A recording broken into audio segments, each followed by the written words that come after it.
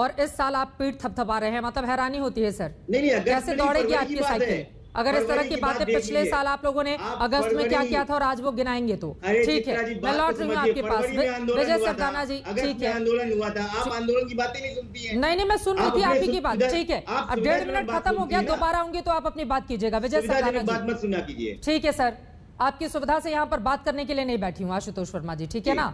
और आम आदमी से जुड़ा हुआ सवाल है, आपकी भी कई सालों तक सरकार रही है उत्तर प्रदेश में, तो उम्मीद भी उसी तरह से की जाती है। अब थोड़ा आगे बढ़ते हुए विजय सरदाना जी, ये हालात क्यों हो गए हैं कि सरकार के हाथ से ऐसा लग रहा है कि सब कुछ, चाहे वो तेल के दाम हो, चाहे वो महंगाई जिस तरह से आसमान छूती हुई कीमतें, आम आदमी का हाल बेहाल है, कमर टूट चुकी है और सरकार बार बार इस बात को गिना रही है कि दरअसल कोरोना था, अंतर्राष्ट्रीय स्तर पर भी इस तरह के हालात हैं, इस वजह से देश में ऐसी स्थिति बनी हुई है। एक अर्थशास्त्री की नजर से आप 1.5 मिनट में क्या समझाएंगे कि मौजूदा स्थिति के लिए जिम्मेदार कौन है और क्या इस हालत को सुधारा नहीं जा सकता है?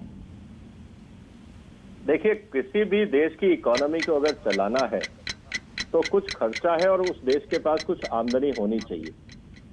जब तक आप इस देश में पॉपुलिस्ट पॉलिटिक्स करते रहेंगे कि हम आपको फ्री बिजली देंगे, हम आपको फ्री दवाइयां देंगे, हम आपको फ्री एजुकेशन देंगे, हम आपको बढ़िया सड़कें देंगे, आपको टोल भी नहीं देना है, आपको हम साइकिल भी फ्री देंगे, लैपटॉप भी फ्री देंगे, मोबाइल भी फ्री देंगे, सब कुछ सब फ्री देंगे, अच्छी बात है।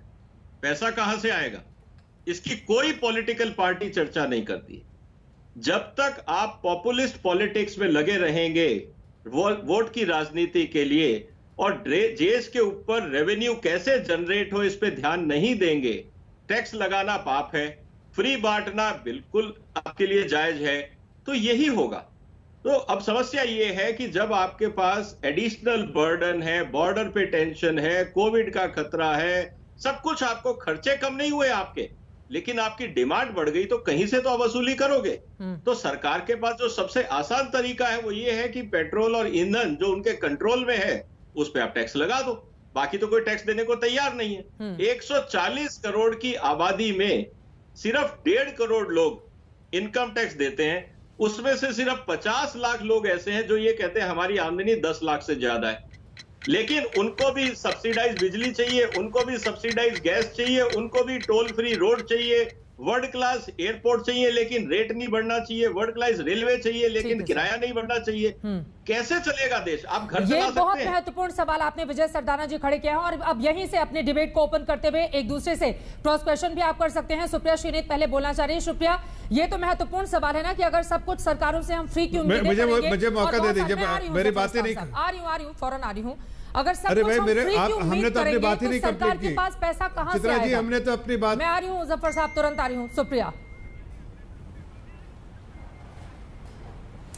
ये बहुत बढ़िया आपने सवाल पूछा है और क्योंकि यहाँ पर कोरोना काल के पीछे छुपने की कोशिश करती है भाजपा, मैं जरूर एक बात कहना चाहती हूँ। कोरोना काल के दौरान तो 1 करोड़ लोगों की नौकरियां चली गई, 97% लोगों का आय कम हो गया, 1,25,000 करोड़ तो लोगों ने अपने पीएफ से निकालकर किसी तरह से जीवन यापन किया। तो इस समय सरकार को महंगाई से कमर तोड़ने की क्या जरूरत है? इस समय चाहिए कि आप मांग बढ़ाइए, आप दाम बढ़ा रहे हैं। सरकार की तो यह विडंबना है, इस सरकार ने पिछले वित्तीय वर्ष में 3,90,000 करोड़ रुपए केवल टैक्स से, फ्यूल टैक्स से लगाए हैं और ये पहली बार नहीं किया। 7 साल में 24 बार, 7 साल में 24 लाख करोड़ रुपए एक्साइज ड्यूटी हाइक से करे गए। और एक्साइज कौन सी हाइक करी गई है? स्पेशल और एडिशनल एक्साइज ड्यूटी जो केंद्र सरकार पूरी अपने पास रखती है, बेसिक एक्साइज राज्यों के साथ साझा करती है, उसको नहीं बढ़ाया जाता है। एक्साइज ड्यूटी हाइक करी जा रही है। मुझे ऐसा लगता है कड़वी दवा पीने की सबको आदत डालनी चाहिए। मुझे ऐसा लगता है कि जब पेट्रोल और डीजल का दाम अंतर्राष्ट्रीय मार्केट में कम हो तो हमें बेनिफिट मिलना चाहिए, लेकिन जब वो $19 पे चला गया तो हमारे दाम नहीं कम हुए, तब एक्साइज बढ़ा दी गई। अब जब वो ज्यादा हुआ है तब भी हमसे हमारा डाका डाला जाएगा। तो भैया जेब में पैसा नहीं डालोगे और जेब में केवल डाका डालते रहेंगे। खर्चा रुपया, लेकिन कांग्रेस पार्टी